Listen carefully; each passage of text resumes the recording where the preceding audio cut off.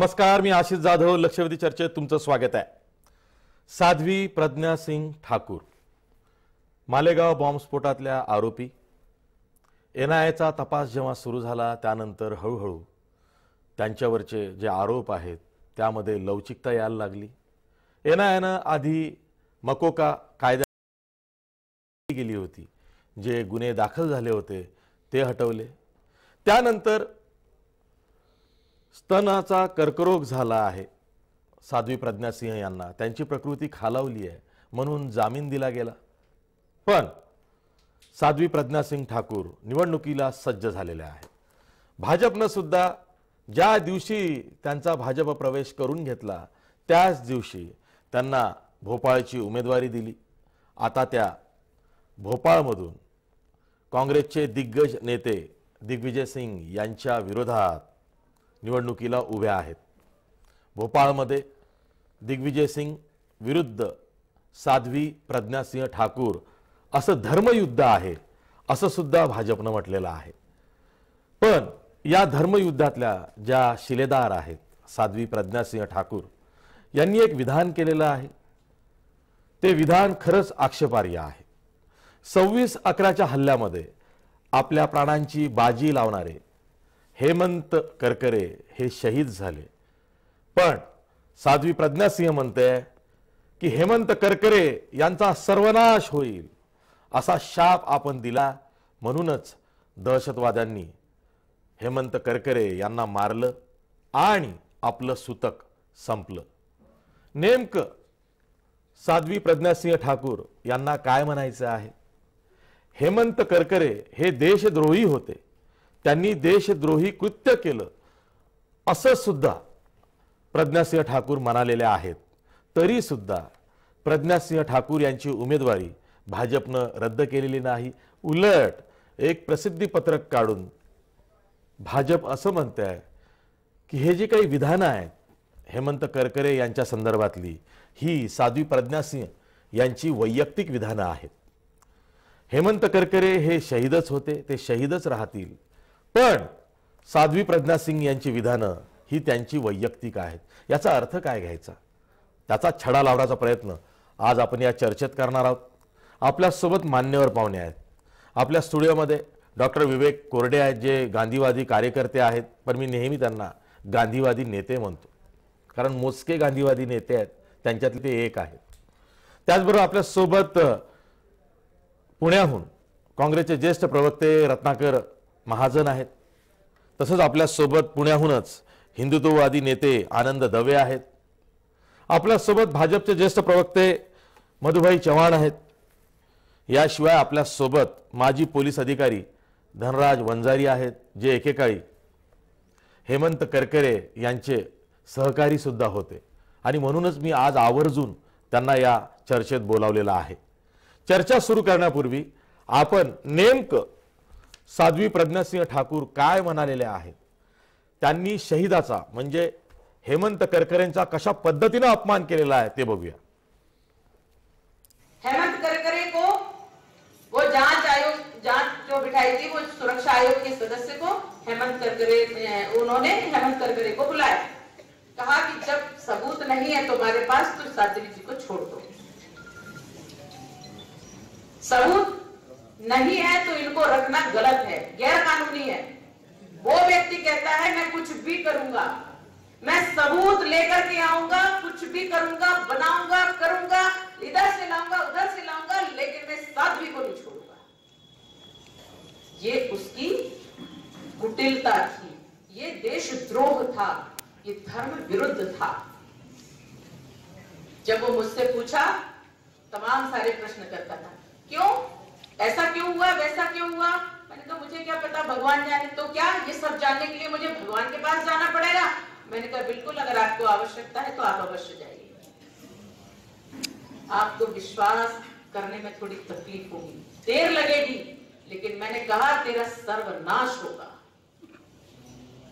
इतनी यातनाएं दी, इतनी गंदी गालियां दी जो असहनीय थी मेरे लिए, और मेरे लिए नहीं, किसी के भी लिए.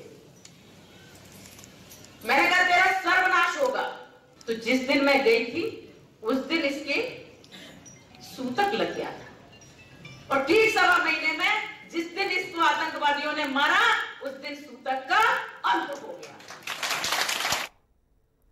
मी थेट जातोय पुण्याला रत्नाकर महाजन यांच्याकडे, काँग्रेसचे ज्येष्ठ प्रवक्ते आहेत.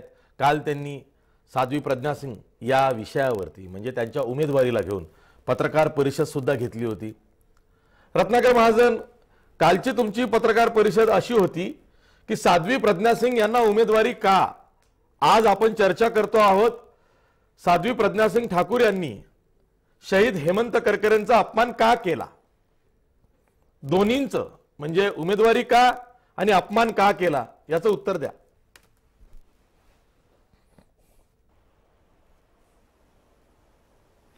भगव्या वस्त्रात कोणी फिरत असलं म्हणून तो काही साधू किंवा संत होत नाही, हे पुन्हा एकदा या महिलेच्या एकूण वर्तनावरनं आणि उद्गारावरनं सिद्ध झालं.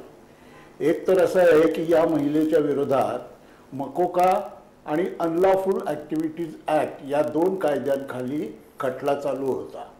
मालेगावच्या बॉम्ब ब्लास्टची त्याला पार्श्वभूमी होती. सरकार बदलल्याबरोबर NIAनं आपल्याच आधीच्या सर्व तपासावर बोळा फिरवून त्यांना मकोकाचे जे आरोप होते ते काढून टाकले आणि त्यातून मुक्त केलं. पण अजूनही अनलॉफुल ॲक्टिव्हिटीज ॲक्ट खाली त्यांच्यावर कायदेशीर कारवाई चालू आहे आणि त्या जामिनावर बाहेर आहेत. ही झाली त्यांच्याबद्दलची कायदेशीर सद्यस्थिती. आता भारतीय जनता पक्षानं त्यांना इतक्या तातडीनं पक्षात घेऊन भोपाळ सारख्या एका सुसंस्कृत परंपरा असलेल्या शहरामधनं उमेदवारी दिली. याच्यातून भारतीय जनता पक्षाचा खरा चेहरा समोर आला, खरा रंग समोर आला. दहशतवादाच्या बद्दल, आतंकवादाच्या बद्दल काँग्रेस नेहमी सॉफ्ट पेडलिंग करतं आणि ते त्यांना उपकारक अशीच धोरणं आणि बोलत असतं. हा जो प्रधान प्रचारकांचा अपप्रचार आहे, त्या अपप्रचाराच्या पार्श्वभूमीवर आपण हे बघितलं पाहिजे की दहशतवाद्यांनी मुंबईवर अटॅक केल्यानंतर त्याचा निधड्या छातीनं मुकाबला करणाऱ्या हेमंत करकरेंसारख्या माणसाबद्दल जर कोणी असं बोलत असेल तर ती आतंकवाद्यांची बाजू घेण्याचीच गोष्ट आहे. म्हणजे कसाब या महिलेचा भौतिक चुलत भाऊ किंवा मावस भाऊ असला पाहिजे. कारण त्या काय म्हणतात, माझ्यावर आलेलं सुतं आतंकवाद्यांनी त्यांची हत्या केल्यामुळे सुटून गेलं. म्हणजे कसाबला पाठिंबा का काय या बाईचा? काय भानगड काय? या सगळ्या स्टेटमेंटचा अर्थ काय? याच्यावर भाजपचं उत्तर काय? नाही आमचं काय म्हणणं नाही, ते त्यांचं. अरे वा. पक्षाच्या अधिकृत मताच्या विरोधात उमेदवारी जाहीर केल्यानंतर जर एखादा उमेदवार अशा प्रकारे व्यक्तिगत मत जाहीर करत असेल तर त्याच्यात पक्षाची काही जबाबदारी नाही, पक्षाचं काही नाही. जर ती पक्षाच्या विरोधी बोलत असतील आणि दहशतवादाबद्दल अशी निष्काळजी विधानं करत असतील तर त्यांची उमेदवारी कॅन्सल काय करत नाही? जर इतका धुतल्या तांदळासारखा सगळा व्यवहार असेल तर त्यांची उमेदवारी रद्द का करत नाही? पण ते करणार नाही, कारण आता सर्व बहाणे संपलेले आहेत, सर्व सोंग संपलेली आहेत आणि आता फक्त हिंदू, मुस्लिम, देव, धर्म, जातीपाती या आधारे समाजामध्ये फूट पाडून निवडणुका जिंकण्याचा प्रयत्न करणं एवढं एकच या लोकांच्या हाती राहिलेलं आहे. आणि हे शाप वरदान वगैरे काय आहे काय? म्हणजे आज 21व्या शतकात एखादी व्यक्ती, आणि ही शिकलेली व्यक्ती असा तिचा स्वतःचाच दावा आहे, म्हणजे शरीराने ते 21व्या शतकात वावरत असले तरी प्रत्यक्षात अश्मयुगापासून अजून बाहेर आलेच नाहीत. कारण हे शाप वर वगैरे सगळं आपण पुराणात वाचत होतो. आणि हे माझा शाप, तुझा शाप, हे काय भानगड काय? म्हणजे या सर्व गोष्टीवरनं असं दिसून येतं की सर्व उपाय थकल्यामुळं आता हिंदू मुसलमान अशी उभी फूट पाडण्याखेरीज निवडणुकीत जिंकण्याची दुसरी कोणतीही संधी यांना दिसत नाही. म्हणून ही सारी नाटकबाजी चालू आहे. ठीक आहे. आपल्यासोबत मधु चव्हाण आहेत, भाजपचे ज्येष्ठ प्रवक्ते. मधुभाई, जेव्हा पंतप्रधान नरेंद्र मोदी जाहीर सभांमधनं, प्रचार सभांमधनं असं म्हणतात की काँग्रेसचा जाहीरनामा हा पाकिस्तानच्या कटाचा भाग आहे, आणि आता भाजपच्या भोपाळच्या उमेदवार साध्वी प्रज्ञा सिंह म्हणतात की शहीद हेमंत करकरे हे देशद्रोही आहेत, मग राष्ट्रवाद कोणाचा खरा? हेमंत करकरे देशद्रोही कसे?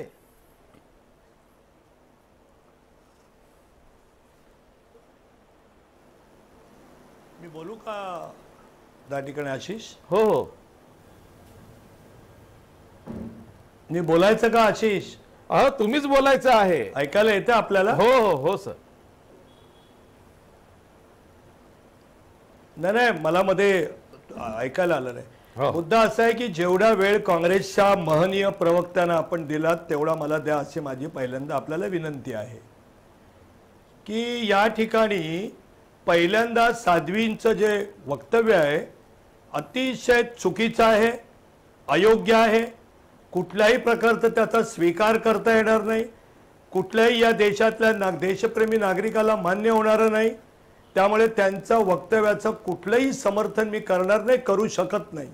ते निंदनीय आहे अशा तऱ्हेनं. आणि त्या ठिकाणी त्या सगळ्या दुर्दैवी दिवशी या 3 ऑफिसर्स अधिक उन्नीकृष्ण आणि तुकाराम ओंबळे आणि अनेक लोक त्या ठिकाणी गेली, परदेशी नागरिक होते. त्यामुळे त्यांची जी निर्गुण हत्या करण्यात आली त्याबद्दल आणि ते शहीद झाले, भारतीय जनता पक्ष त्या ठिकाणी मान्य करतो. आणि त्यामुळे त्यांच्या कुठल्याही वक्तव्याशी भारतीय जनता पक्षाचा काही संबंध नाही.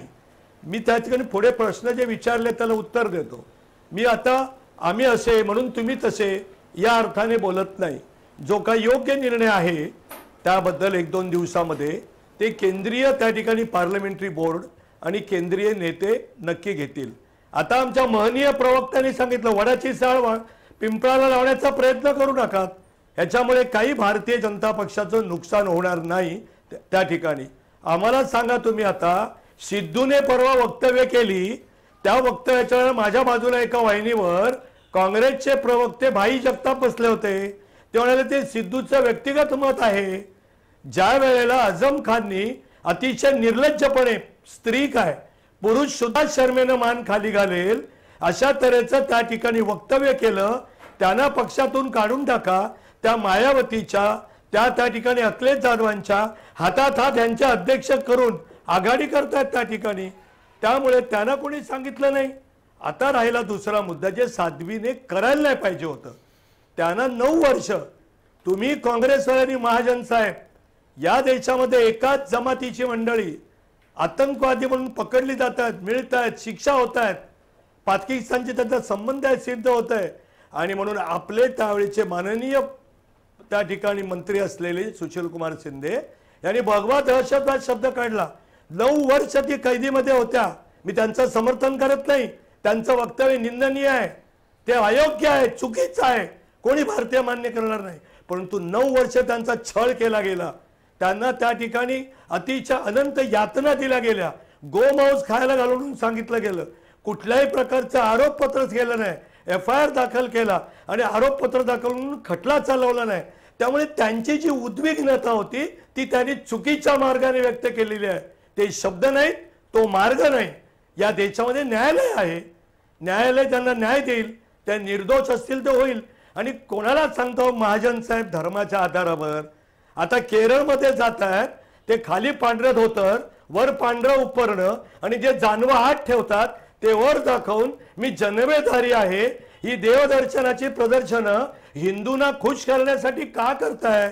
ही नाटकं का करताय? प्रियंका गांधी ज्या गंगेला आम्ही स्वच्छ केलं त्या गंगेचं तीर्थ पिऊन मी आता कशी हिंदुत्ववादी आहे हे का करतायत? त्यामुळे भारतीय जनता पक्ष काही फूट पाडण्याचा प्रयत्न करत नाही. धर्माच्या आधारावर या ठिकाणी हिंदू आणि मुसलमान अशा तऱ्हेचं विभाजन करून या देशात दिल्लीवर कोणी सत्ता गाजवू शकत नाही. 15 ते 20 कोटी मुस्लिम बंधू भगिनी आहेत. त्यांना डावलून त्याचं मतदान बाजूला करून त्यांची अवहेलना करून कोणी सत्तेवर येत नाही. मागच्या वेळेला उत्तर प्रदेशात आम्हाला 70च्या वर जागा दिल्या, मुस्लिम बंधू भगिनीने आम्हाला मतदान केलं. त्याच्यानंतर त्या ठिकाणी 300च्या वर लोकसभेला विधानसभेला जागा मिळाल्या, मुस्लिम बंधू भगिनीने केलं. ज्या सुरतनी आमची सत्ता जाता जाता वाचवली गुजरातमध्ये, त्या सुरतमध्ये मुस्लिम बाहुल्य असल्यामुळे आमचे आमदार निवडून आले. त्यामुळे ऐका हो तुम्ही महाजन साहेब, ऐका. तुम्ही काय त्या ठिकाणी तत्वज्ञ आहात तरी आम्ही काय वेड्यासारखे बनवतोय काय? ते ऐका ना, तुमचं शांतपणे ऐकलं मी. त्यामुळे साध्वीची चूक आहे, पण त्याचं सगळं साल तुम्ही हे मोदी असे, हा BJP असा, तुम्ही तुमचे दिग्विजय सिंग हे वाचाळले आहेत का दिली त्यांना उमेदवारी? आमचा करेल साध्वींच्या त्या ठिकाणी आपल्या ड्युटीवर असताना करकरे गेलेले आहेत आणि अशा तऱ्हेने आज जिवंत नसताना त्यांच्याबद्दल हे बोलणं हे गैर आहे. त्याच्यात अजिबात काही त्यांच्या बोलण्यात त्या ठिकाणी कोणी त्यांचं समर्थन करणार नाही आणि त्यामुळे भारतीय जनता पक्ष याच्याशी त्यांच्या कुठल्याही बोलण्याची सहमत नाही. योग्य वेळेला योग्य निर्णय घेईल. जे त्यांच्या वक्तव्यावर जनमानसामध्ये प्रतिक्रिया उमटलेल्या आहेत, आपल्यासारख्या वाहिन्यांवर प्रतिक्रिया उमटत आहेत, या सगळ्या बीजेपीचे नेते बघतायत. आम्हाला देशात राज्य करायचं आहे आणि ते जनतेच्या मतांचा अनादर करून आम्हाला राज्य करायचं नाही आहे. त्यांच्या भावना सगळ्या लक्षात घेतल्या जातील. ठीक आहे, ठीक आहे. आपल्यासोबत धनराज वंजारी आहेत. ते केवळ माजी पोलीस अधिकारीच नाहीत तर वर्ध्याचे उमेदवार होते वंचित बहुजन आघाडीचे. तिकडे मतदान पार पडलं पहिल्या टप्प्यात. आता ते मुंबईत आलेले आहेत आणि महत्त्वाचं म्हणजे मालेगाव बॉम्बस्फोट आणि हेमंत करकरे यांच्याशी त्यांचा जवळून संबंध राहिलेला आहे. धनराज वंजारी, बघा, जेव्हा जामीन मिळवला तेव्हा प्रकृती खराब आहे हे कारण दाखवलं गेलं. ते कारण बघूनच विचारात घेऊनच जामीन दिला गेला. पण आता साध्वी प्रज्ञासिंह ठाकूर निवडणुकीला सज्ज आहेत. हे कसं काय? आणि यावरच आक्षेप घेतला गेला की त्यांना सुनावणीला बोलवा, त्यांना निवडणूक बंदी घाला. तेव्हा त्या आजारी होत्या, प्रकृती खराब होती, आता कशा त्या सज्ज झाल्या?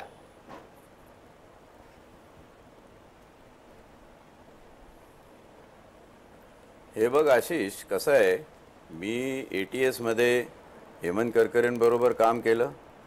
जेव्हा 26/11चा हल्ला झाला त्या हल्ल्याची आगाऊ सूचना देणारा तत्कालीन कप्परहेड पोलीस स्टेशनचा प्रमुख म्हणूनही मी माझी भूमिका चोख बजावलेली आहे. हेमंत करकरे यांना भारतीय राज्यघटनेत प्रावधान असलेला शहीद दर्जा मिळालेला आहे. इतकंच नव्हे तर त्यांना अशोक चक्र आपण प्रदान केलेलं आहे. अशा माणसाबद्दल अशा प्रकारचे अनुद्गार प्रज्ञा साध्वी सिंगने काढणं त्याचा मी अतिशय तीव्र निषेध करतो. आणि त्याचबरोबरीने ज्या माजलेल्या धर्मसत्तेच्या आधारावर या देशात राज्यसत्ता स्थिरावू पाहत आहे, याही गोष्टीचा मी स्पष्टपणे धिक्कार करतो. प्रश्न असा आहे की पोलीस अधिकाऱ्याला कोणी काहीही बोलावं, काही ॲलिगेशन करावे, हे आम्ही पोलीस अधिकारी सहन करत असतो. कुठलाही आरोपी आमच्यावर फुलं वाहत नाही, कारण कायद्याप्रमाणे त्याला शासन करून त्याच्या विरुद्ध पुरावे गोळा करून आम्हाला कोर्टात सादर करावे लागतात. आता या ठिकाणी प्रज्ञा साध्वी सिंग या जमानतवर सुटलेल्या आहेत, उल्लेख केला त्याप्रमाणे. अजून या निर्दोष सुटलेल्या नाही आहेत. जमानतवर सुटलेल्या असताना जमानतवर देण्याच्या ज्या कंडिशनिंग असतात त्या कंडिशनिंग जर बघितल्या, त्यांच्या हेल्थचं कारण एक वेगळं बाजूला ठेवून जर जमानतच्या स्टिप्युलेटेड कंडिशनिंग ज्या असतात त्या जर बघितल्या, तर साध्वीने आज त्या कंडिशनचं उल्लंघन केलेलं आहे असं माझा स्पष्ट दावा आहे. त्याच्यामुळं सर्वप्रथम तिला मिळालेला जामीन हा कॅन्सल झाला पाहिजे, परत तिला कस्टडीमध्ये घेतलं गेलं पाहिजे. दुसरी गोष्ट अशी की अशोक चक्र हे जर खरंच तुमच्या मानाचं प्रतीक असेल, या देशाचा मानबिंदू ठरत असेल, जे अनेक सैनिक मरणारे, अनेक लोक इतमामानी ते आपले प्राण त्याच्यासाठी लावून लढत असतात सीमेवर, ही जर बाब तुम्ही लक्षात घेतली तर करकरेंविरुद्ध काढलेले अनुद्गार हा स्पष्टपणे देशद्रोह आहे, म्हणून तिच्यावर गुन्हा रजिस्टर झाला पाहिजे. तिसरं महत्त्वाचं असं आहे की ज्या नैतिकतेचा डोलारा सगळे राजकीय पक्ष मिळवतात की आम्ही नैतिकदृष्ट्या फार श्रेष्ठ आहोत, तशी भाजप जी सत्तेमध्ये आहे तिला आपल्या नैतिकतेची थोडी जरी चाड असेल, भारतीय संस्कृती जी वैभवानीनं मानाने या 4000 वर्ष चालली त्या संस्कृतीचा दावा वारंवार करतात, त्या संस्कृतीचं थोडं जरी भान असेल तर तिचं तिकीट रद्द करावं आणि देशासमोर, या देशातल्या जनतेसमोर एक नमुना, एक उदाहरण द्यावं की या देशामध्ये, या देश वाचवण्यासाठी 26/11चा दहशतवादी हल्ला नव्हता. शेष मी केकाटून माझा संताप व्यक्त करून बोलतोय, ते या देशावर लादलेलं, परकीयांनी लादलेलं, पाकिस्तानी लादलेलं युद्ध होतं. युद्ध कसं लढावं त्याचा कसा मुकाबला करावा त्याचं ट्रेनिंग माझ्या पोलीस बांधवांना नाहीये. अशा वेळी आमचे 16-17 अधिकारी गेलेले आहेत. थोडी तरी तमा राखा. माणूस की पार विकून टाकली आहे का तुम्ही? थोडं तरी आपल्या शब्दावर कंट्रोल ठेवा. संस्कृतीचे बुजगावणे झालेले तुम्ही भगवे कपडे घालून काहीतरी त्या संस्कृतीचं भान ठेवा. अरे आम्ही भारतीय आहोत आणि या भारतासाठीच आमचं रक्त सांडलेलं आहे. याची बूज आज राखण्याची वेळ आलेली आहे आशिष. आणि भाजपनं खऱ्या अर्थाने आपला राजकीय मुखवटा देशासमोर आणावा. माफी मागावी, राज्यकर्त्यांनी माफी मागावी, केंद्र शासनाने माफी मागावी, साध्वीवरती केस रजिस्टर व्हावी. आज आयपीएस असोसिएशन ऑफ इंडियानी एल्गार पुकारलेला आहे. त्यांनी तीव्र शब्दात निषेध केला, पत्र लिहून निषेध केला. आणि अनेक निवृत्त आयपीएस अधिकारी, या देशातले सगळे काम करत असलेले पोलीस अधिकारी, जर तुम्हाला असं एका फटक्याने खचून टाकायचे नसतील तर कृपा करून ऍक्शन घ्या. दाखवा तुमच्यामध्ये धमक आहे काय, 56 इंच बिंच काय म्हणतात ते. ही वेळ आहे ती दाखवण्याची. आपलं घर दुरुस्त करा, लोकांना शिकवा काय आहे ते. नुसतं माईकवर येऊन भाषण पोकळबाजी केल्याने होत नाही. सांस्कृतिक मूल्यांवर समाज आणि देश टिकतो, त्या मूल्यांची बूज राखा. ठीक आहे, मी एक ब्रेक घेणार आहे. ब्रेक नंतर आपल्यासोबत डॉक्टर विवेक कोरडे आहेत, तसंच पुण्याहून हिंदुत्ववादी नेते आनंद दवे आहेत. मला माहिती आहे की पुढची चर्चा ही अधिक वादग्रस्त असणार आहे, ती अनेक अर्थानं. एक तर शहीद हेमंत करकरे यांचा ज्या पद्धतीनं साध्वी प्रज्ञा सिंग, ज्या मालेगाव बॉम्बस्फोटातल्या आरोपी आहेत, जामिनावर सुटलेल्या आहेत, त्यांनी वाईट पद्धतीनं अपमान करणं हे देशाला रुचलेलं नाही. तेच आता मान्यवरांच्या बोलण्यातून व्यक्त होत आहे आणि त्यावरच पुढे आपल्याला चर्चा करायची आहे. पुन्हा भेटूया ब्रेक नंतर.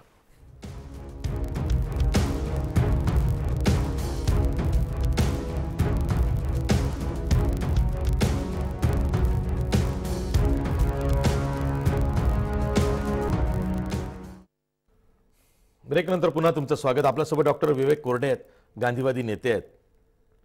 विवेक कोरडे, साध्वी प्रज्ञासिंग ठाकूर यांचं जे वक्तव्य आहे हेमंत करकरेंना घेऊन, त्याकडे तुम्ही कसं बघता? एक तर त्यांनी केवळ अपमान केलेला नाही, तर त्यांना देशद्रोही म्हणतायत.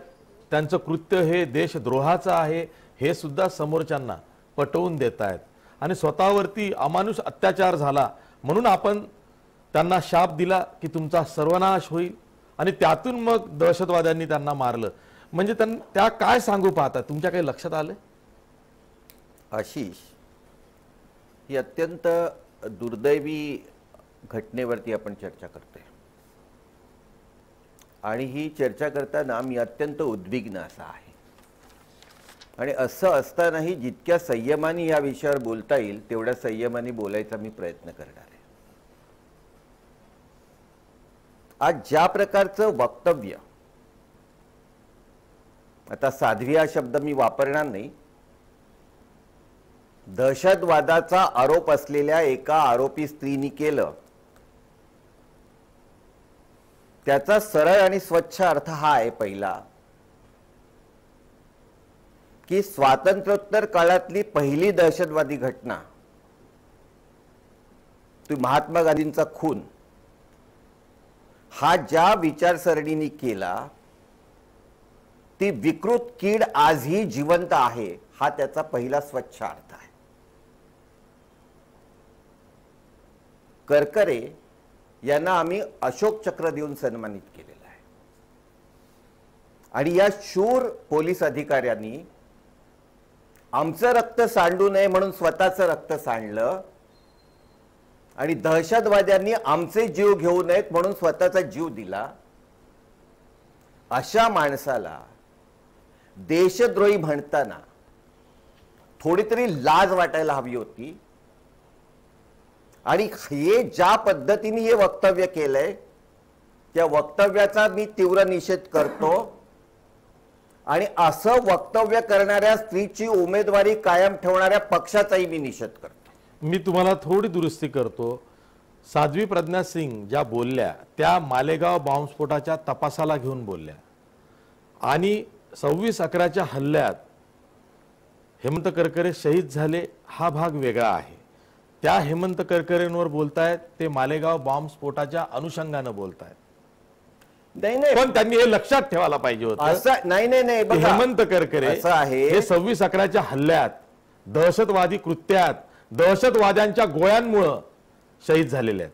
आशिष, आपल्याला या खटल्यामध्ये आता जायचं नाहीये, पण मी एक लक्षात घ्यायच्या आधी, या स्त्रीला सगळ्यात पहिली अटक मध्य प्रदेशच्या पोलिसांनी केली होती. त्याच्यामुळे हे साध्वी बिदवी हे काही नाहीये. मला थोडंसं पुरं करू द्या, मला मान्य आहे, परंतु एखाद्या दहशतवादी हल्ल्यामध्ये बळी पडलेल्या पोलीस अधिकाऱ्याला देशद्रोही म्हणणं हे कुठल्या परिस्थितीमध्ये समर्थनीय असू शकतं? तेव्हा आपल्याला असं का म्हटलं याचा विचार करणं भाग आहे इथे, आणि असं विचार करणं भाग पाडलेलं आहे.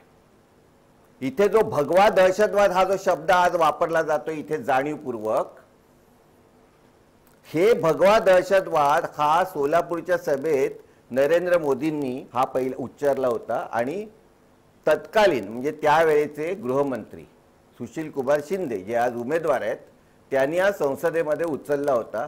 हे उकरून आधी काढलं गेलं. आणि हे का काढलं गेलं तर मला असं वाटतं की नरेंद्र मोदींना आज या देशामध्ये त्यांनी ज्या ज्या गोष्टी केल्या, मग ती नोटबंदी असेल किंवा मध्यरात्री दुसरं स्वातंत्र्य मिळून जशी काय आली अशी GST असेल, किंवा 2 कोटी रोजगार निर्मिती असेल, किंवा काळा पैसा बाहेर काढायचा असेल, याच्यावरती बोलायला अजिबात काही शिल्लक नाही. आपण इथे 1.5 महिन्यापूर्वी राम मंदिरावर चर्चा केली, त्याचीही लोकांना क्लिक झाला नाही. त्याच्यानंतर भारत पाकिस्तान आणलं, त्यामध्येही लोकांनी कुठे इंटरेस्ट दाखवला नाही. त्यामुळे अशा परिस्थितीमध्ये नेमकं काय करायचं आणि मतांतर ध्रुवीकरण करायचं यासाठीच साध्वी नावाची ही दहशतवादी स्त्री, जिच्यावरती दहशतवादी कृत्य करण्याचे आरोप आहेत, अशा स्त्रीला जाणीवपूर्वक निवडणुकीला उभं करून हे वक्तव्य करायला लावलं गेलेलं आहे असं मला वाटतं. यातून आपण कुठला संदेश देतोय जगाला? यातून आपण जगाला संदेश हा देतोय की आम्ही या देशामध्ये दहशतवादाचे आरोप असणाऱ्यांचा सन्मान करतो. ठीक आहे. आणि 1 मिनिट मला पुरं करू द्या. आणि दुसरा संदेश आपण असा देतोय याच्यातला किंवा दिला जातोय की या देशामध्ये आम्हाला निवडणुका या अशाच प्रकारे जनतेच्या मुद्द्यावर न लढता लढायच्या आहेत. पण मला निश्चितपणे असं वाटतं की ही निवडणूक आता दहशतवाद विरुद्ध राष्ट्रवाद अशी झालेली आहे, आणि भारतीय जनता सुजाण आहे, आणि ती भारतीय जनता भारत या राष्ट्रामध्ये, हिंदू राष्ट्रात कदाचित दहशतवादाला स्थान असेल कारण हिंदू राष्ट्राचा उगमच त्या इटली मधल्या फॅसिझम मधून झालेला आहे, पण भारतामध्ये, भारत या राष्ट्रामध्ये दहशतवादाला स्थान नाही हे या निवडणुकीतून भारतीय जनता सिद्ध करेल असा माझा पूर्ण विश्वास. ठीक आहे. मधुबाई चव्हाण, प्रश्न हा आहे की अमित शहा सुद्धा म्हणाले, जेव्हा साध्वी प्रज्ञा सिंग यांची उमेदवारी भोपाळची जाहीर झाली ते म्हणाले भोपाळमध्ये आता धर्मयुद्ध असेल. मग जेव्हा अमित शहा तुमचे राष्ट्रीय अध्यक्ष धर्मयुद्ध म्हणतायत साध्वी प्रज्ञा सिंग ठाकूर यांच्या उमेदवारीला, तर मग तसाच अर्थ होतो ना, त्यात चुकीचं काय बोलतात विवेक कोरडे?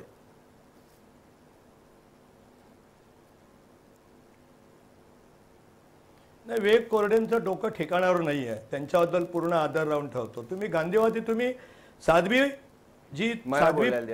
ठाकूर ज्या बोलल्या आहेत त्याच्याबद्दल कोणी सहमत नाही. तुमचं त्या ठिकाणी ऐका ना साहेब, काही वाटेल ते बोलणं मी ऐकणार नाही ना. त्याचा त्या ठिकाणी त्याचा संबंध तुम्ही मोदींच्या दहशतवादावर लावताय, मोदींच्या दहशतवादावर लावताय. आपलं डोकं ठिकाणावर आहे का या ठिकाणी? आता तुम्ही उद्गार काढलेत ते समस्त हिंदू समाजाचा अपमान करणार आहे की हिंदू राष्ट्राचा उगमच हा दहशतवादातून झालाय. हिंदू कधी दहशतवादी नव्हते, हिंदू दहशतवादी असू शकत नाहीत. साध्वीने त्या ठिकाणी चूक केलेली आहे, अगदी निर्विवाद चूक आहे. त्यामुळे तुम्हाला असं वाटत असेल की भारतीय जनता पार्टीला कॉर्नर करू, ते तुमचं दिवा स्वप्न असेल. अहो गांधीवाद्यानो, या देशामधल्या 4 लाखाच्या वर त्या ठिकाणी काश्मीर मधून पंडितांना हकललं गेलं. एक उद्गार काढला तर तुम्ही गांधीवादी. आझम खान घाणेरडं बोलले एका स्त्रीबद्दल, एक उद्गार काढला का तुम्ही? 4 लाख शिखांची हत्या झाली तेव्हा तुमचा गांधीवाद कुठे गेला होता? कुठे गेला होता? ठीक आहे, तुम्ही साध्वीवर बोला की मला उत्तर देऊ. या देशामध्ये आज काँग्रेसचा मला तो उत्तर अजेंडा द्यायचंय. आहे. अहो ऐका, हा. आज तुम्ही पण साध्वीवर बोला, त्यालाही साध्वीवर बोलायला सांगा. नाही आणि तुम्ही जे म्हणाला की हिंदू दहशतवादी असू शकत नाही, बघा ऐका, नथुराम गोडसे कोण होते? प्लीज प्लीज तुम्ही ऐका. हो, ते हिंदू नव्हते. ऐकून घ्या. बरोबर, तुम्ही पिन पॉइंटेड प्रश्न विचारला आशिषजी, अतिशय तो. अहो ऐका हो, एक त्या ठिकाणी हिंदू दहशतवादी, तो नथुराम गोडसेनी जी दुर्दैवी हत्या केली गांधीजींची, तीव्र निषेधार्ह केली, याचा अर्थ सगळा हिंदू धर्म त्या ठिकाणी दहशतवादी आहे. सावरकर दहशतवादी होते, सावरकरांचा द्वेष केला तो गांधीवाद्यानो. तुमच्या कुठल्याही काँग्रेसच्या नेत्यापेक्षा सावरकरांनी या देशासाठी. पण आपण चर्चा साध्वी प्रज्ञासिंग ठाकूर हिच्यावर करतोय का? प्रधानमंत्री सावरकरांवर चर्चा करायला बसलो तर ही चर्चा होऊ शकत नाही, वेळ अपुरा पडेल. तेच सांगतोय मी. तेच सांगतोय तुम्हाला मी. आशिषची तेच सांगतोय. त्यांनाही साध्वी बद्दल बोलायला सांगा. ह्या भगवा दहशतवाद, मोदींना तेच हवंय, आता सगळे प्रश्न सुटले, बेकारी सुटली, हे ते ज्या वेळेला बोलतात विसंगत, त्यावेळेला त्यांना तसंच विसंगत उत्तर देईन मी. त्यांना सुसंगत बोलू देत, मी सुसंगत बोलेन. बरं ठीक आहे, आपल्यासोबत आनंद हवे सुद्धा आहे. मला उत्तर देऊ द्या यांना. एक बरं द्या, तुमचा अधिकार आहे, राईट टू रिप्लाय तुमचा अधिकार आहे. बोला. सगळ्यात पहिले असं म्हटलंय की भारत या राष्ट्रामध्ये दहशतवादाला स्थान नाही. हिंदू राष्ट्र जे यांच्या डोक्यात आहे त्याचा उगम इटलीच्या मुसोलिनी पासून झालाय, त्याच्यामुळे त्या फॅसिझम मध्ये दहशतवादाला स्थान असेल आणि दहशतवादाचं उदात्तीकरण करण्याचे प्रयत्न या देशामध्ये उमेदवारी देऊन एका आरोपीला झाले. दुसरी गोष्ट मला एकच वाक्य म्हणायचं आहे की प्रज्ञा सिंगनी तो गांधीवाद म्हटल्यानंतर बरोबर गेला. हा तुमचा गांधीवाद आहे ना, हा सोनिया गांधीवाद आहे, हा तुमचा महात्मा गांधीवाद नाहीये, हा तुमचा सोनिया गांधीवाद आहे. ठीक आहे, तुम्ही काही आरोप करा पण मला बोलू तर द्याल. मला एकच वाक्य बोलायचं, एकच वाक्य बोलायचं आहे. तुम्ही बोला. पण गांधीजींची हत्या केल्यानंतर ज्यांनी फटाके वाजवले त्याच वृत्तीची माणसं जेव्हा प्रज्ञा सिंग करकरेंना देशद्रोही म्हणाली तेव्हा टाळ्या वाजवत होते. आणि म्हणून मी सुरुवातीलाच म्हटलं की गांधीजींची हत्या करणारी विकृत कीड या देशामध्ये अजून जिवंत आहे. ठीक आहे, आपल्यासोबत आनंद हवे सुद्धा आहेत. आनंद हवे, तुम्ही एक पत्रक काढलंय आणि तुम्ही असं म्हणताय की प्रज्ञा सिंग हिच्यावरती निवडणूक बंदीची मागणी करणं हा मूर्खपणा आहे. कसा काय मूर्खपणा आहे सांगा.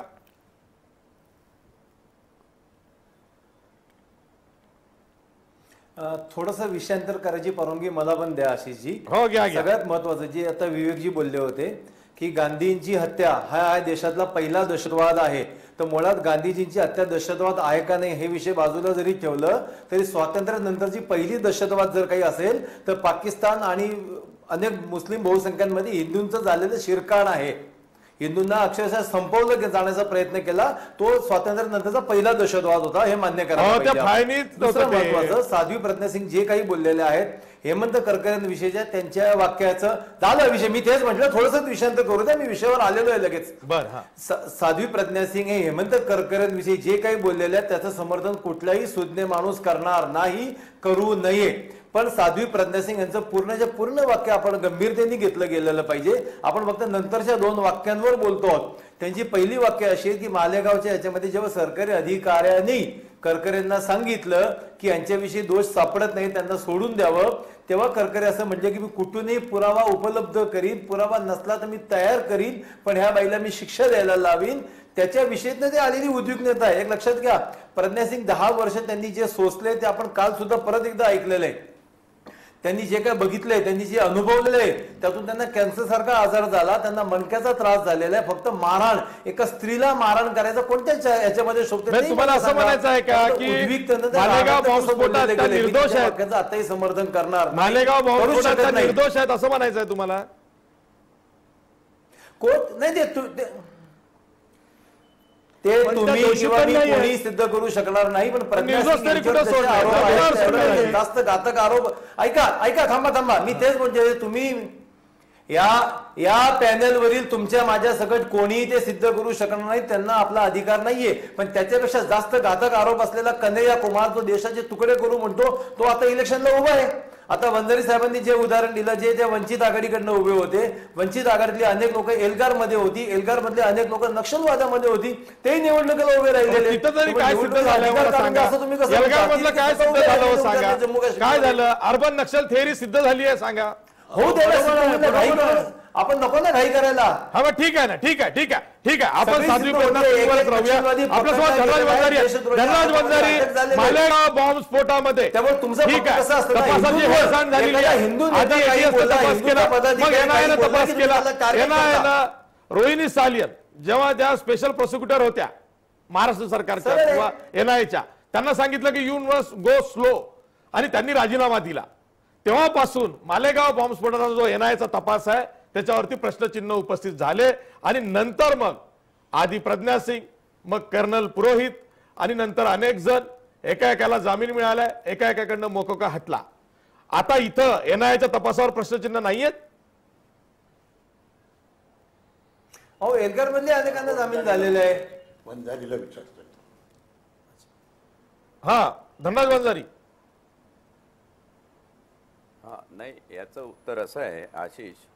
हा, उत्तर याचं असं आहे की मधुभाई आणि आनंद दोघंही तुम्ही लक्षपूर्वक ऐका. मी असं म्हणालो की पक्षांनी आपली नैतिक बूज राखून या स्टेप्स घेतल्या पाहिजे. आता कोण व्यक्ती निवडणूक लढू शकतो, कोण नाही लढू शकत, त्याच्याबद्दलचे कायदेविषयक मानदंड स्पष्ट आहे, आणि तो या विवादाचा प्रश्न नाही, म्हणून त्याच्यावर वादविवाद करण्यात काही अर्थ नाही. मधुभाई, आनंद, तुम्ही दोघेही बघा की तुम्ही प्रज्ञा सिंगला ATS मध्ये झालेल्या यातना, तिला केलेलं टॉर्चर याचा उल्लेख करता. तर त्यावेळी ज्या वेळी कोर्टाच्या केसेस आहे, कोर्टामध्ये तुमचे वकील होते, कोर्टाच्या वकिलांनी त्यावेळी ऑब्जेक्शन्स घेतलेले आहे, तेव्हा कोर्टाने या मुद्द्याची सर्वंकष दखल घेऊन त्याप्रमाणे काय मेडिकल फॅसिलिटी करायचं, काय हे सगळा प्रकार झालेला आहे. आता त्याच्यावर कथ्याकूट कशाला? एवढाच एक छोटासा प्रश्न आपण आज चर्चेला घेऊन उभे आहोत की करकरे सारखी उदात्त सेवा केलेल्या आणि निष्ठावान जीवन जगलेल्या, मी एक छोटासा प्रसंग इथे सांगतो, म्हणजे करकरेचं काय मोल आहे हे तुम्हाला समजेल. करकरेंच्या मृत्यूनंतर आताचे पंतप्रधान देशाचे नरेंद्रभाई मोदी हे गुजरातचे मुख्यमंत्री होते, आणि त्यांनी 50 लाख रुपयाची मदत कविता करकरेंना पाठवली होती. ती कविता करकरेंनी नाकारली. प्रश्न या एकंदर मुद्द्याचा या देशात प्रश्न असा आहे की या आधी जी मालेगावची थेअरी मांडली, ऐतशाम थेअरी होती, मी प्रत्यक्षदर्शी अधिकारी आहे त्या तपासामध्ये भाग घेतला. तुम्ही जेव्हा बोलता तेव्हा मला फार वैषम्य आणि हे मेन्शन करावं लागतं की काही डिटेल फॅक्ट्स घेऊन आपण चॅनलवर बोललो पाहिजे. त्या ऐतशाम थेअरीमध्ये 9चे 9 आरोपी 9 वर्षानंतर मुक्त झाले, कोर्टाने मुक्त केले. आशिष, तू जसा म्हणाला की NIAने केलेल्या इंटरव्हेन्शनमुळं आता तीच परिस्थिती कदाचित कोर्टामध्ये निर्माण होईल. मला आता एका प्रश्नाचं उत्तर माझ्या सगळ्या पॅनेलिस्टने हात जोडून मी सांगतो द्यावं की याच्यामध्ये मुस्लिम दहशतवादी नाही, हिंदू दहशतवादी नाही, मग हा खटला जणू झालाच नाही, 174 लोकांचे प्राण गेलेच नाही, बॉम्बस्फोट झालाच नाही, आणि झाला असेल तर मग पोलीस अधिकारी म्हणून त्या ATSच्याच अधिकाऱ्यांना तुम्ही फासावर लटकवा, अशी जी परिस्थिती तुम्ही या देशामध्ये निर्माण करत आहात. NIA पासून CBI पर्यंत, मुंबईच्या क्राईम ब्रँच पर्यंत किती यंत्रणा संपवण्याचं पाप आपण करतो आहे हे या दृष्टीनं उजेडात येणारी बाब आहे, आणि त्याच्यावर जास्त सखोल चिंतन झालं पाहिजे असं मला वाटतं. मधुभाई, तुमच्या माहितीसाठी सांगतो, तुम्ही म्हणाले विदा सावरकर हे टेररिस्ट नव्हते. प्रिव्ही कौन्सिल ब्रिटिशच्या प्रिव्ही कौन्सिलचा मी दस्तावेज तुम्हाला देतो. मदनलाल धिंगराच्या केसमध्ये ज्या डिसिजन दिलेले आहे त्या डिसिजन मध्ये हिंदू नॅशनलिस्ट टेररिस्ट हा शब्द सावरकरांबद्दल ब्रिटिशांनी वापरलेला आहे, त्याचा आम्ही सर्वंकष निषेध त्यावेळी केला होता. प्रतिगामी सावरकर जेव्हा पुरोगामी झाले तेव्हा आंबेडकरांच्या मार्गाने पतित पावन मंदिराचा त्यांनी उद्धार केला, हेही लोकांना रुजलेलं नाही त्यावेळी. आता एक गोष्ट या ठिकाणी लक्षात घ्या, कोणाला कोण दहशतवादी म्हणताय, कोणाला दहशतवादी करतोय हा मुद्दा नाहीये. माझा मुद्दा एवढाच आहे की अशोक चक्र बहाल झालेल्या एका शहीदाचा अपमान तुम्ही केलेला आहे. हा देशद्रोहच आहे. आज जर तुम्ही याच्यावर कायदेशीर कारवाई केली नाही किंवा राजकीय पक्षाने आपली नैतिक ताकद दाखवली नाही तर या समाजामध्ये, या देशामध्ये धर्मांधतेचा अराजक माजायला वेळ लागणार नाही. हा धोक्याचा गंभीर इशारा आहे, लक्षात घ्या. ठीक आहे, मी एक ब्रेक घेतोय. ब्रेक नंतर मी रत्नाकर महाजन यांच्याकडे जाणार आहे. तो हाच प्रश्न घेऊन जाणार आहे की शहीद हेमंत करकरे यांचा ज्या पद्धतीनं साध्वी प्रज्ञासिंग ठाकूर, ज्या मालेगाव बॉम्बस्फोटातल्या आरोपी सुद्धा आहेत, जामिनावरती त्यांची सुटका झालेली आहे, ज्या भोपाळच्या भाजपच्या उमेदवार आहेत, त्यांनी अपमान केलेला आहे, त्याबद्दल भाजपनं त्यांच्यावर कारवाई का करू नये हा प्रश्न घेऊनच मी रत्नाकर महाजन यांच्याकडे जाणार आहे, पण ब्रेक नंतर.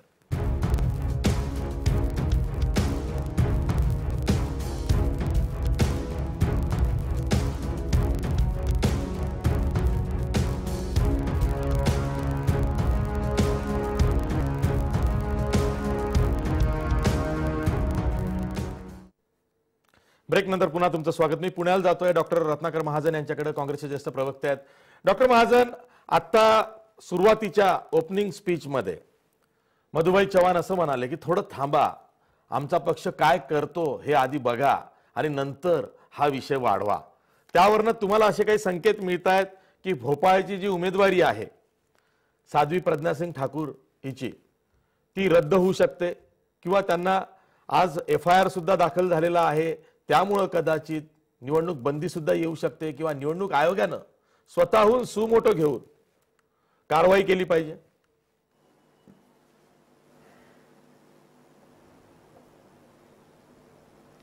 निवडणूक आयोग स्वतःहून काही कारवाई करेल ही आशा ठेवायला सद्यस्थितीत तरी जागा नाही.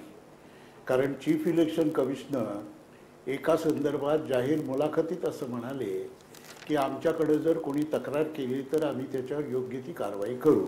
तेव्हा ते स्वतःहून काही करतील अशी सध्याच्या वातावरणात तरी शक्यता नाही. या पक्षाचं ट्रॅक रेकॉर्ड आपण जरा आठवा. फग्गनसिंग कुलस्ते हे नाव जर आपल्याला आठवत असेल तर बघा, त्या 4-5 खासदारांच्या संदर्भात त्यावेळी पक्षानं कारवाई केली, पण नंतर याच फग्गनसिंग कुलस्त्यांवरची कारवाई मागे घेऊन त्यांना सन्मानानं पक्षानं तिकीट सुद्धा दिलेलं आहे. त्यामुळं 2-3 दिवस वाट बघा काय होतंय हे आपल्याला कानाला ठीक वाटतं, पण ट्रॅक रेकॉर्ड तसं काही सांगत नाही. आता यावर नक्की प्रतिक्रिया येईल. ती प्रतिक्रिया शक्यतो व्यक्तिगत पातळीवरची असू नये आणि विषयाला सोडून व्यक्तिगत कॉमेंट करून माझा उपहास करण्याचा प्रयत्न करू नये एवढीच माझी विनंती आहे. कारण जर कोणी व्यक्तिगत कॉमेंट असा केला तर मी जो व्यक्तिगत कॉमेंट करीन त्यामुळे डोळ्यात अश्रू उभे राहतील. एवढंच या निमित्तानं सांगावं असं वाटतं. धनराज वंजारी साहेब मगाशी जे म्हणाले ते निखळ सत्य आहे. ते असं की या महिलेची उमेदवारी रद्द करून केवळ भागणार नाही, तर जामीन देताना न्यायालयानं ज्या अटी आणि शर्ती घातलेल्या आहेत त्या अटी आणि शर्तींचा भंग झाल्यामुळं जामीन रद्द झाला पाहिजे आणि या महिलेची ताबडतोब तुरुंगात रवानगी झाली पाहिजे. कारण ही अजूनही न्यायालयाच्या आदेशाप्रमाणे जामिनावर आहे, न्यायालयानं निर्दोष सोडलेली नाही. पण इतका निखळ, कायदेशीर आणि न्यायप्रवण विचार आजकाल कोणी करेल, विशेषतः आजचे सत्ताधारी करतील अशी शक्यता नाही. उदाहरणार्थ, हे जेव्हा केरळच्या दौऱ्यावर गेले होते त्यावेळेला यांच्या विमानातनं एक भला मोठा बॉक्स, लोखंडी बॉक्स काळ्या रंगाचा, पळत जाऊन एका बाजूलाच उभ्या असलेल्या एका खाजगी वाहनांमध्ये ठेवला गेला आणि तो कुठं गेला, पुढं काय झालं त्याचं माहीत नाही. निवडणूक आयोगानं स्वतःहून काही याची दखल घेतलेली नाही. एवढंच नव्हे तर तक्रार करून सुद्धा ती अजून पेंडिंग आहे. उदाहरण दुसरं, परवा भुवनेश्वरमध्ये, म्हणजे ही अजिबात हा नियम नाही की निवडणुकीच्या काळात SPG प्रोटेक्टिव्हच्या विमानाचं हे घेऊ नये वगैरे, असा अजिबात नियम नाही. हे कालच एका TV चॅनेलनं आपल्याला कागदपत्रांसह सप्रमाण सिद्ध करून दिलेलं आहे. तरी सुद्धा निवडणूक आयोग जर असं म्हणत असेल तर की निवडणुकीच्या काळामध्ये अशा पद्धतीनं SPG प्रोटेक्टीचं हे करता येत नाही, तर निवडणूक आयोग केवळ निमित्ताला टेकलेला आहे. राहुल गांधींच्या हेलिकॉप्टरचं सर्चिंग करता येतं, पण यांच्या मात्र करता येत नाही. ठीक आहे थोडं विषांतर होतंय, पण जास्तच होत आहे. ठीक आहे मधुबाई, उत्तर द्या. पण लास्ट कॉमेंट. एकूण परिस्थितीत तो अपरिहार्य आहे. ठीक आहे मधुबाई, लास्ट कॉमेंट, उत्तर द्या. अशीची मला 1 मिनिट बोलायचं बरं का. पहिलं मी बोलू का आशिषजी? हो सर बोलू का? बोला ना, बोला. मी तुमच्याकडेच प्रश्न दिला. पहिलं रत्नाकरजी, मी कुठलीही व्यक्तिगत कॉमेंट केली नाही. मी व्यक्तिगत कॉमेंट केली नाही. आपल्याला ती व्यक्तिगत कॉमेंट वाटत असेल तर मी दिलगिरी व्यक्त करतो, नंबर 1.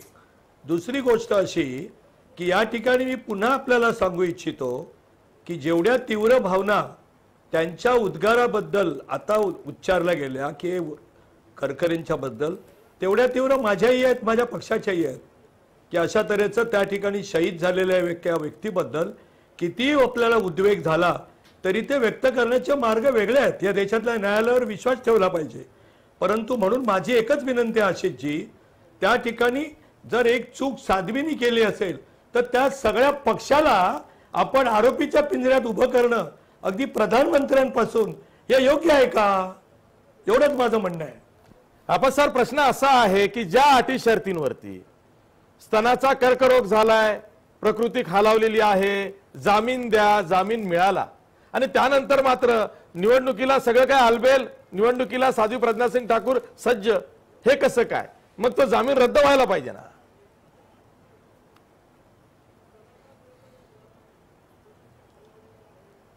तुम्ही मला विचारलाय प्रश्न? हो.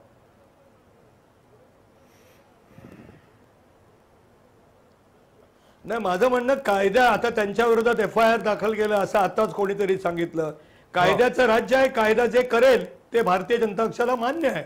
आम्ही या देशाची घटना, या देशाचे कायदे मान्य करतो. ठीक आहे, कायदा आहे ते मान्य आहे. या देशात अनेक लोक बघा 2 प्रकारचे गुन्हेगार असतात. एकावर खोट्या गुन्ह्यात गुंतवलेलं असतं, तेही जामिनावर असतात. या महाराष्ट्रात अनेक नेते जामिनावर सुटले आहेत. ते आता अनेक मोठ्या प्रचारामध्ये सिंहगर्जना करतायत.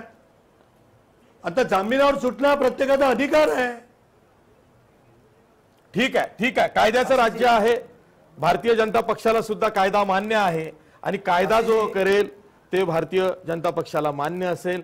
पण साध्वी प्रज्ञा सिंह ठाकूर यांनी ज्या अटी शर्तीवरती जामीन घेतला होता तेव्हा त्यांची प्रकृती खालावली आहे हे कारण दाखवलं गेलं होतं. त्या आता भोपाळच्या उमेदवारीसाठी, निवडणुकीसाठी सज्ज झालेल्या आहे. त्या दरम्यान त्यांनी जे वक्तव्य केलेलं आहे ते केवळ आक्षेपार्ह नाही तर संतापजनक आहे. शहीद हेमंत करकरे सारखा कर्तव्यदक्ष अधिकारी, मराठी मनाचा मानबिंदू, त्याचा अपमान झालेला आहे, शहीदाचा अपमान झालेला आहे. आणि अपमान करताना असं सांगण्यात आलेलं आहे की आपण त्यांचा सर्वनाश होईल असा शाप दिला, म्हणून दहशतवाद्यांनी त्यांना मारलं, आपलं सुतक संपलं. या कारणामुळं खरं तर चीड आलेली आहे, देशाला चीड आलेली आहे. आणि म्हणूनच भारतीय जनता पार्टी साध्वी प्रज्ञा सिंग ठाकूर यांची उमेदवारी रद्द करेल अशी शक्यता दिसते आहे. पण पुन्हा जसं भाजपचे राष्ट्रीय अध्यक्ष अमित शहा म्हणाले की साध्वी प्रज्ञा सिंग ठाकूर यांची उमेदवारी ही कशासाठी आहे तर धर्मयुद्ध आहे. भोपाळमध्ये धर्मयुद्ध होईल. दिग्विजय सिंग विरुद्ध साध्वी प्रज्ञा सिंग असा भोपाळमध्ये सामना होतोय. अशा वेळी खरंच साध्वी प्रज्ञा सिंग ठाकूर यांच्यावर कारवाई म्हणजे त्यांची उमेदवारी रद्द भाजप करेल का, हाच लाख मोलाचा प्रश्न आहे. तोच वादाचा विषय आहे. त्यावर नंतरही चर्चा करावी लागेल असं दिसतंय. पण तुर्तास मी सर्व मान्यवर पाहुण्यांचे आभार मानतो. इथेच थांबतो. पाहत राहा जय महाराष्ट्र.